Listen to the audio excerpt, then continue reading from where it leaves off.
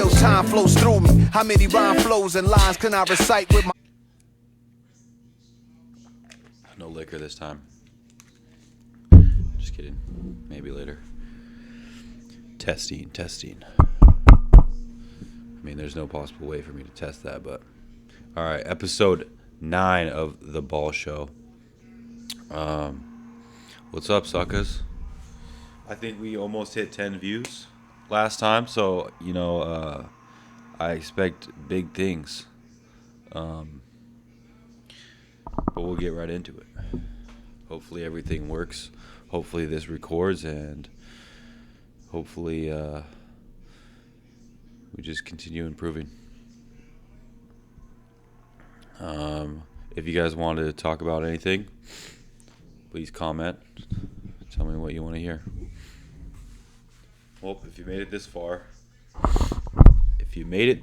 we're going to start off talking a little bit of baseball, because that's my forte. I love basketball and football probably just as much as almost anybody else. But I can talk baseball better or whatever. When it comes to that, I'm smarter than the average bear. So we got the World Baseball Classic coming up shortly before spring training. Team USA, I'll try to get to their team and show you who's on the roster there. But this is exciting for baseball fans because we don't have an Olympics. You see Team USA playing in the basketball tournaments. This past year they beat Jokic. Or no, they actually... I think they beat Jokic to get into the championship round in the Olympics, the gold medal. And then they played Wemby in France. Baseball, we don't play in the Olympics, or they don't play in the Olympics. So you have what is called the World Baseball Classic, which is actually more competitive than the NBA, the basketball version, or in the Olympics, because you have teams like the Dominican Republic that can play and win. You have Venezuela, guys like Miguel Cabrera come out of there. Lots of great players. That's just one. The guy won a Triple Crown. Japan obviously won it last year. And those groups of players, they are really competitive and they play well together. And for the U.S., it's sort of hard to get a close group together for some reason. I guess they're close, but sometimes guys just, they want to take their time off and be with their family, or certain things going on. I know Mookie Betts, he's having a kid, so his wife's holding him back and said, okay, you need to take a break from baseball. So he won't be there. But here's how it works. You start in 4 different places. There's 2 places in the United States. Houston is Pool B, and Miami, it looks like Pool D. And then over in Japan, Tokyo, Pool C, and in Puerto Rico is Pool A. Let's see what kind of teams we got here. Chinese Taipei, Australia. Is that Czech Republic? I think I don't know what that is. I think it's Czech Republic or something. Korea's good. Not as good as the powerhouse teams. Cuba's good. Panama. Mexico's getting better. In football, you saw Pavia was in the Heisman finalist. Mexicans are becoming more popular in the Americanized sports, I guess. Baseball and football. Just like the Europeans. Kind of really getting there in basketball. Great Britain's good team. Australia. Oh, I already said Australia.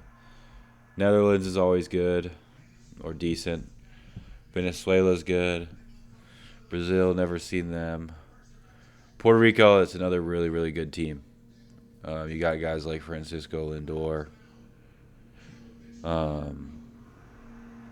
Jose Abreu.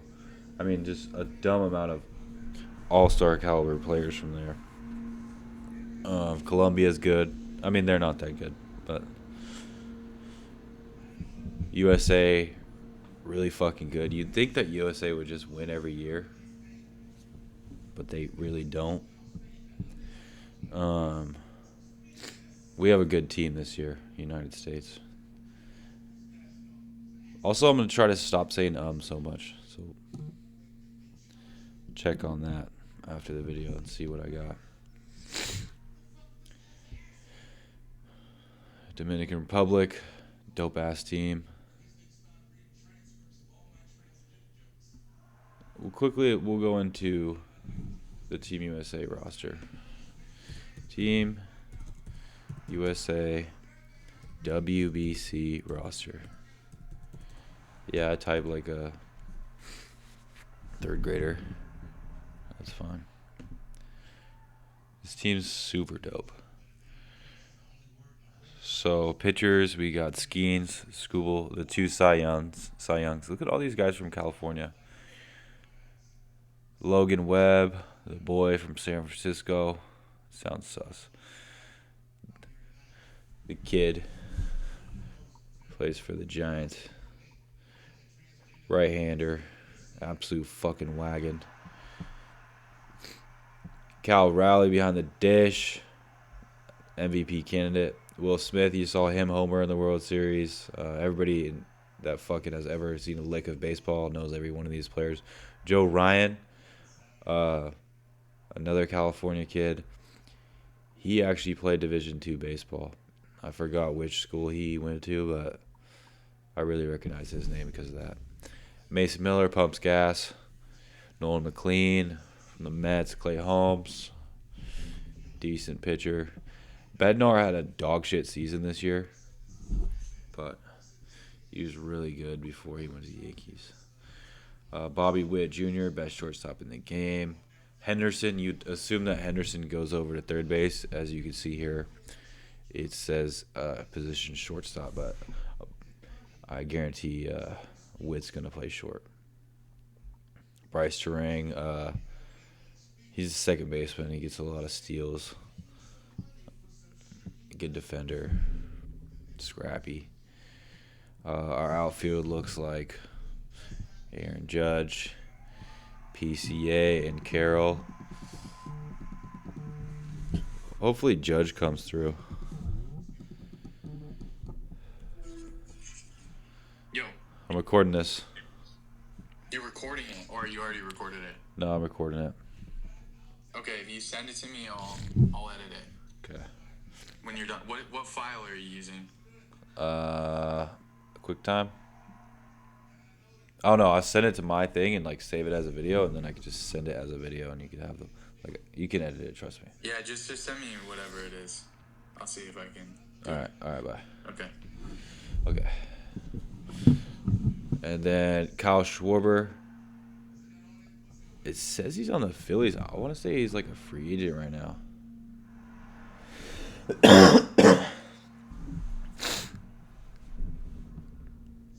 All right, that's it for World Baseball Classic. The White Sox, they won the MLB Draft Lottery,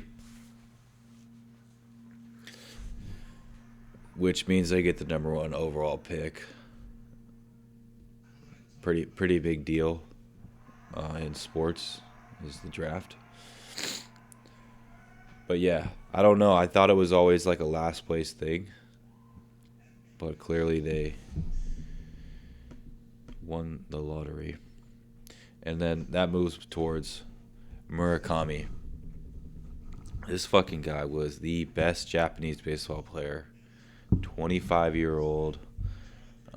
He became draft eligible this year, or eligible to sign, and there was like a date he had to fucking sign by, and the White Sox got him in that window at the last second. So I would like to show a clip of him. I remember watching him in the World Baseball Classic a few years ago.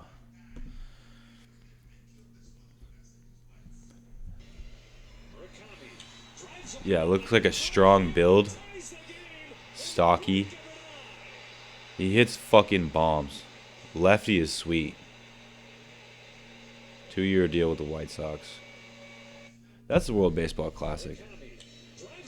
But obviously, you could see fucking Jimmy jacks the ball.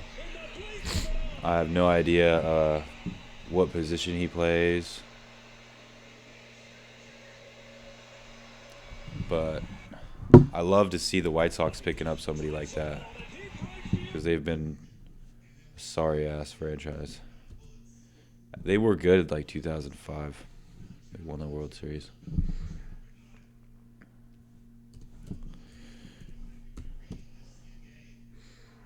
Oh, great.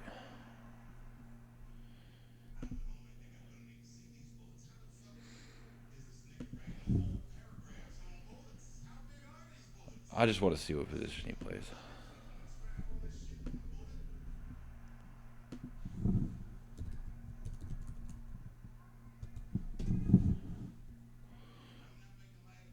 Let's see. He plays corners.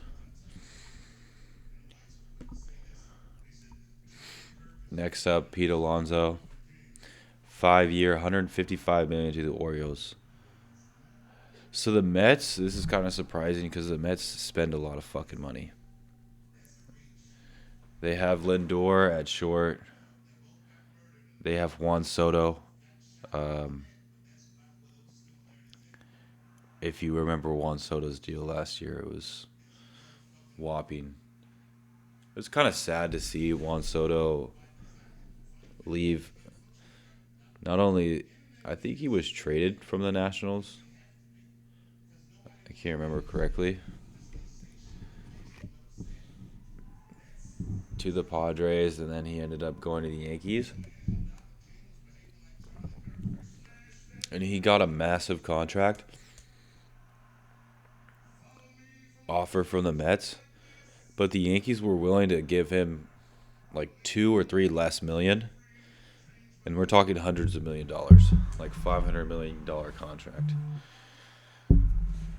Like 10 years, $50 million a year. And he chose to go to the Mets for a couple $1 million. So the Yankees players, like such as Aaron Judge, were kind of like, fuck you, fuck off, dude. Like, we were supposed to be boys. We were supposed to win championships together. It was supposed to be Judge and Soto in the outfield.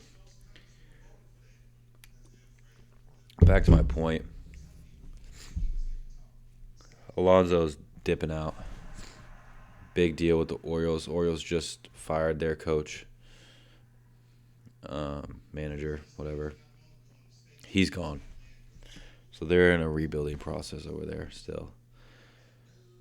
They have Gunnar Henderson. They have Colton Cowser. They just let a pitcher go. I think he went to the Angels. I forgot who it was. His name has a G in it or something. Sorry, it's gross.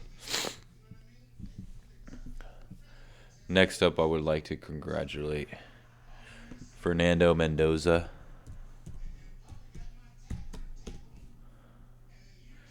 Heisman. Nobody thought that Indiana was going to make a run like this. Mendoza making a big case to be the number 1 pick next year. He should be, as long as he plays pretty well in the playoffs. I don't think he was putting up Johnny Manziel numbers or Joe Burrow numbers. 33 touchdowns, 6 interceptions. That's like obviously really good. But I think Burrow had like 50 touchdowns. And Manziel had 50 as well. But yeah, I could see him going to the New York Jets. Or the Raiders. The Raiders are going to try to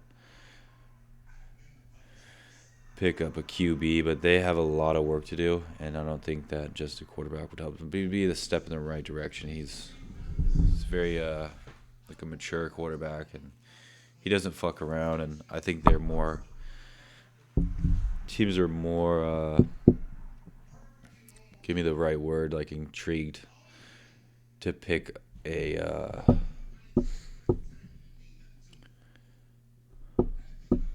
quarterback like Mendoza over Pavia, because of the off the field behavior. Look at him. He's got the suit and tie. I mean, they all do, but I mean, he just looks like a good kid. Okay. Next up, you know anything about college football?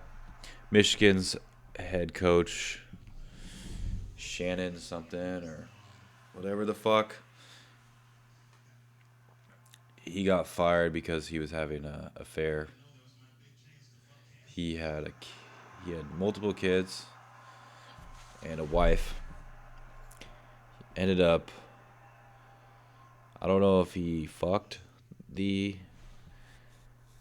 somebody that was at the school, like an athletic trainer or something, some younger girl.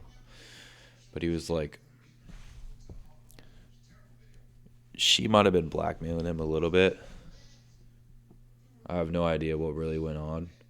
But he kept stalking her around and really trying to make sure that, this is what I believe, that he just didn't want anybody to find out.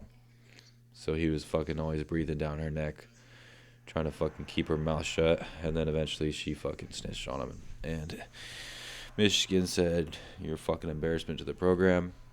There goes your millions and millions of dollars that you would have been making. And we'll fucking smell you, pal. He ended up going to fucking jail because he was like breaking into that girl's house to try and fuck her. And just embarrassing for that guy. National news.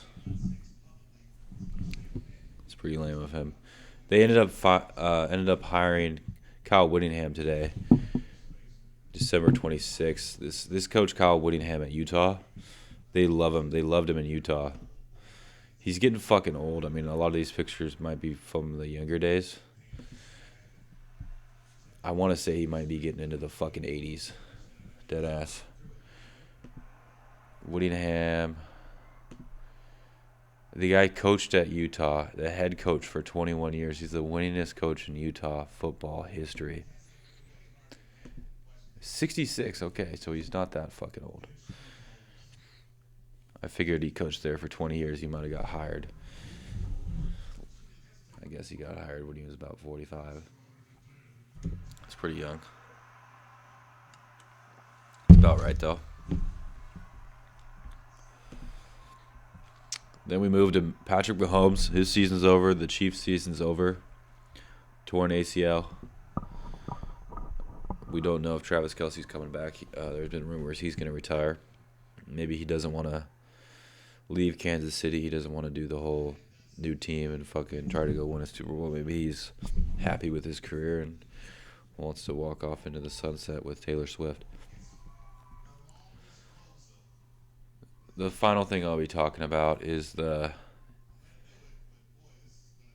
rookies in the NBA and how they're performing right now. And here's this guy's Kia rookie ladder, updated December 24th, a couple days ago. Cooper Flag, the first overall pick. Not only is he averaging 19 and 6 and 3, I want to say in the last few weeks that I've been watching him, he's been dropping like 25 points. So let's see. Stellar week, 24 points, 7 rebounds, and 5 assists. Went for 33, 9, and 9. I mean, if you watch him fucking play,